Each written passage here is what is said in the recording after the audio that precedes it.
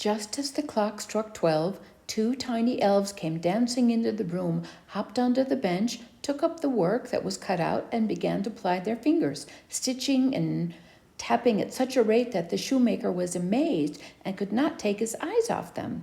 These little elves were quite naked, but they had wee little scissors and hammers and thread. Tap, tap went the little hammers, stitch, stitch went the thread. No one ever worked so fast as they. On they went until the job was quite finished and the shoes stood ready for use upon the table. Then the tiny elves took hold of each other's hands and danced around the shoes on the bench. The shoemaker and his wife had hard work not to laugh aloud at the sight. But at daybreak the little creatures danced away out of the windows and left the room as it was before. The shoemaker and his wife looked at each other and said, "These little wights have made us rich and happy. How can we thank them and do them a good service in return? I'm sorry to see them run about as they do, with nothing on their backs to keep off the cold.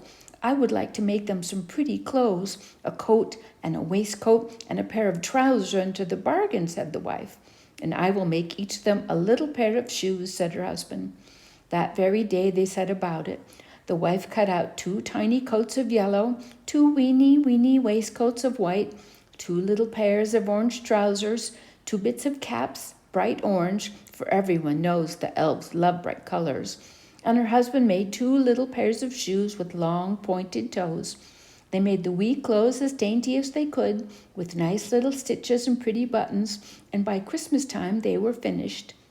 On Christmas Eve, the shoemaker cleaned his bench, and on it, instead of leather, he laid the 2 sets of gay little fairy clothes.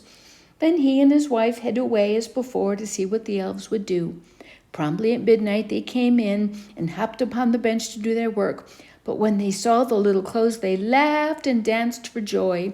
Each one cut up his clothes and put them on in the twinkling of an eye. Then they looked at each other and began to dance and caper and prance in a circle. And just as the sun rose, they danced out of the window, over the green and out of sight, and the shoemaker saw them no more.